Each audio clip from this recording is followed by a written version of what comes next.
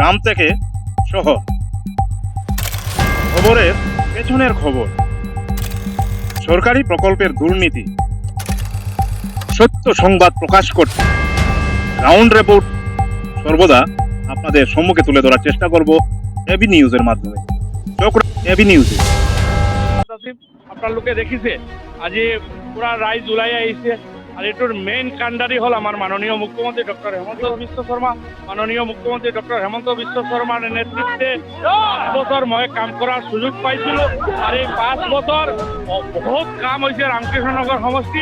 আর এই রামকৃষ্ণনগর সমষ্টির কাম হওয়ার কারণে রামকৃষ্ণনগরের রাইজ রেডি হয়ে আছে ভারতীয় জনতা পার্টি আবার দ্বিতীয়বারের কারণে আমাকে আশীর্বাদ করার কারণে আমার মাননীয় মুখ্যমন্ত্রী ডক্টর হেমন্ত বিশ্ব শর্মা দ্বিতীয়বারের কারণে 100-র উপরের সিট লৈ মুখ্যমন্ত্রী হওয়ার কারণে আপোনালোকে দেখিছে এইটো এরিয়া আমার নতুনকে রামকৃষ্ণনগর সমষ্টিত সোমাইছে।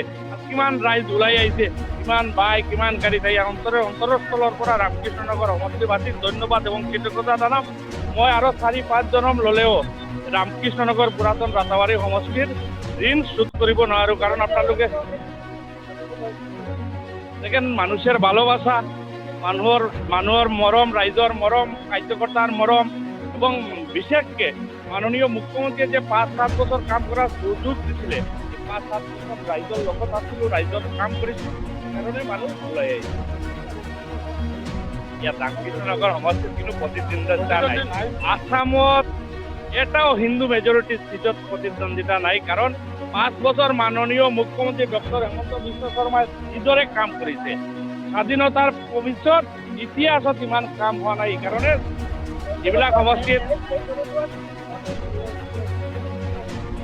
দেখেন আপনার ইয়াত ম্যাক্সিমাম সাংবাদিক বন্ধুরা আপনারা আমার দীর্ঘদিনের পর চিনি পায়।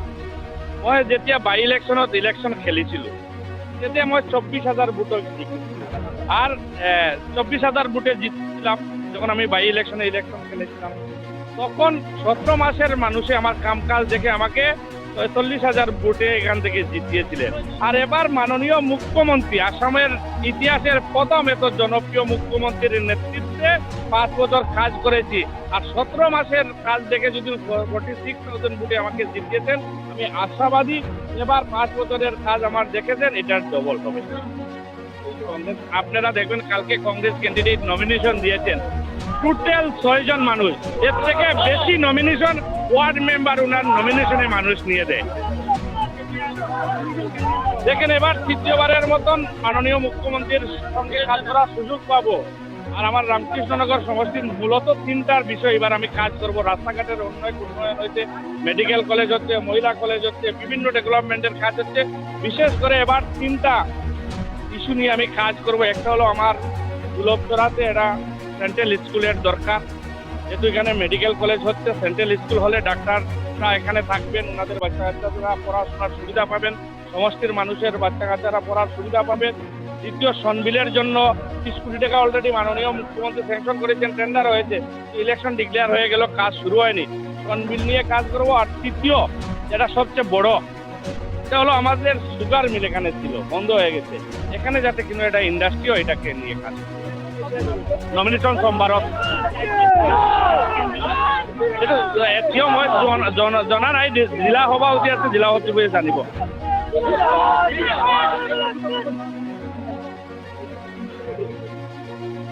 মাননীয় মুখ্যমন্ত্রী আর আমি 5 বছর আপনালোকে দেখিছে দাদা, মই 5 বছর ফ্লাড হোক, করোনা হোক, মানুহৰ আপদ বিপদত মই ৰাইজৰ লগত আছিলো, ৰাইজৰ লগত থাকিছো।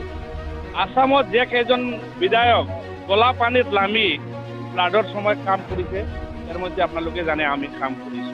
কারণ সুখে দুখে মই 7 বছর কন্টিনিউ রাইজৰ লগত আছিলো। কারণে এতিয়া আজিৰ আপনালোকে চাব মই ভাবা নাই 3 4,000 5,000-ৰ ওপৰত বাইক আছে, 1 থেকে 2,000-ৰ ওপৰত গাড়ী আছে, জেগায় জেগায় 4 মানুহ রুকি আছে। এই যে এই 5-7 বছর কাম করার কারণে আর মেইনলি মাননীয় মুখ্যমন্ত্রীর যে মরম রামকৃষ্ণনগর সমষ্টির প্রতি আমার প্রতি আছে, এই কারণে কাম কৰিব পাৰিছো। ধন্যবাদ। নমস্কার, নমস্কার।